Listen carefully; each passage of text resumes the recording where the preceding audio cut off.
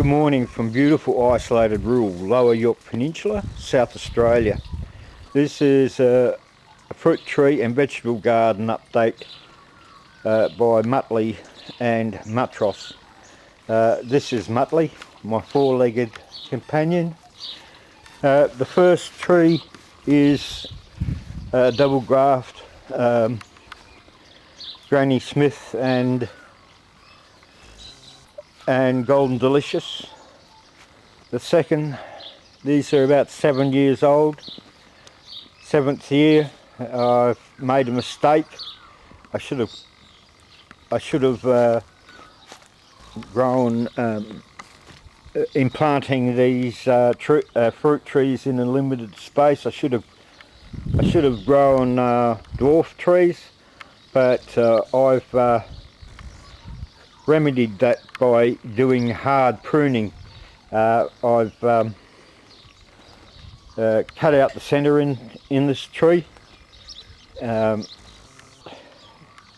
with these trees I've thinned the fruit to by about 80%. It's growing in the about 6 inches of wood chip. And over the years it's been breaking down and supplying nutrients to the apple tree.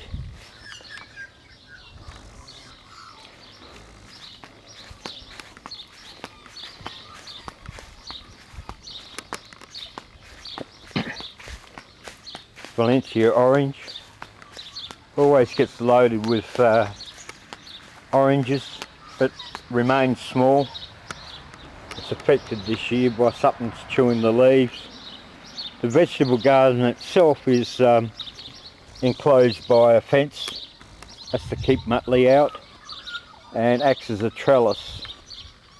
For years I've had problems with the grapes, in that there would be an unseasonal rainfall and the grapes would rot. And this is because it's not getting air and sunshine. So research on the internet provided a solution, which was to deleaf the grapevines on the morning sunshine side, but not on the afternoon where it's the most heat and sunlight. So this is the answer. We'll see if it saves my grapes. The variety of this one I don't know. It's small red berries. This one is Sultana. There's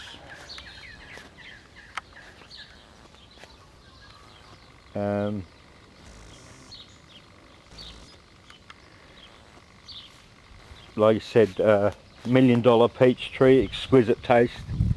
This is also 80% of the fruit is thinned. I come across to this nashi pear. For many years I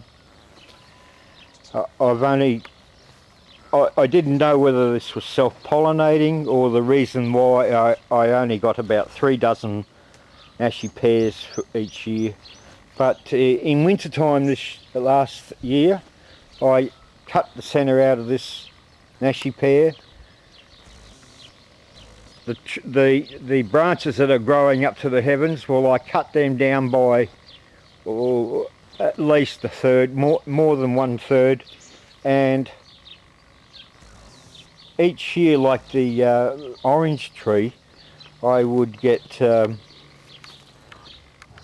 clumps of 10 or 20 nashi pears in each clump, and I didn't wait for the spring bloom drop. I thinned them out so that now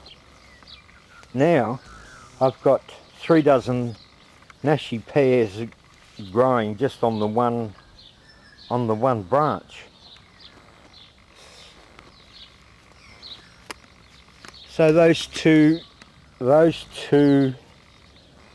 actions, the hard pruning and the thinning, has resulted in a bumper load of Nashi pears this year.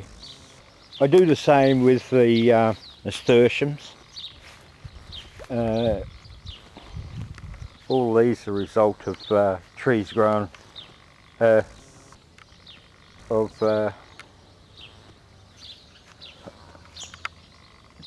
grown from stone, and even grapevines cuttings have striked in the ground. Come with me for a walk in my garden. This is one of two gates. On the left hand side is mint growing wild, spreading everywhere. That's about 120 square metres of vegetable garden.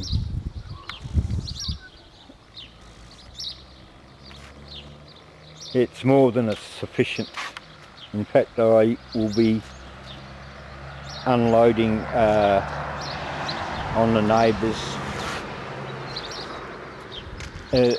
It was a terrible season this year because over winter blight, I did something different, which was put pea straw down over winter, and it harboured blight.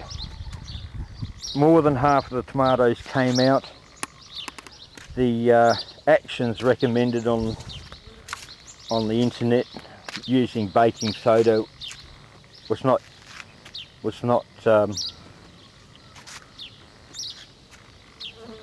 working. So a lot of these tomatoes were taken out and replanted and sprayed with copper, whatever it's called, and it's really done its job. The copper sulfate, it required. These still have blight, but you can't see it because I pull the bottom leaves off. I pull the leaves off so that anyway, all these sunshades are put up because a couple of days of very hot weather. I'm showing you a magpie. He's gone. A hot weather, when I mean hot weather, about 105 or 110 degrees Celsius on 2 consecutive days. It just burns and kills all the tomatoes. The tomatoes cook in their own skins, and usually resulting in about easily a third of the crop or half the tomatoes being rendered unedible. So yeah, and this is made out of just bamboo poles. I find clumps of bamboo growing out here. This is an example. I've made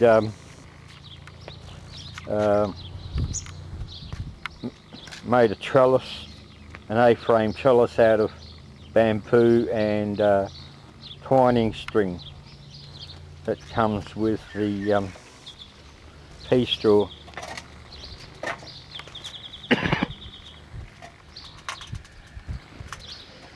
Oh,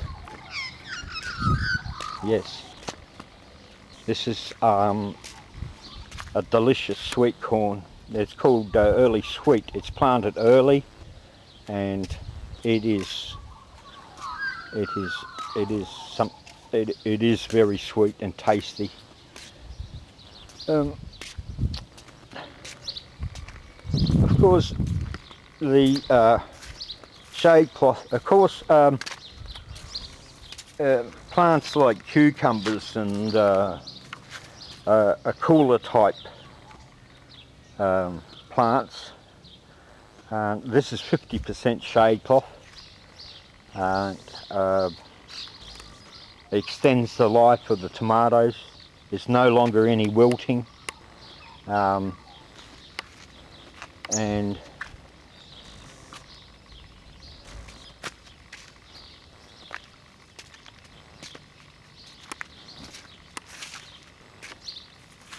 garlic, parsley, spring onion. Don't know if you can see more spring onion growing here. Mighty red tomatoes, these ones. I think about another month to go before I get. And here's the cherry tomatoes. Thanks for watching. Have a Merry Christmas. Cheery for now.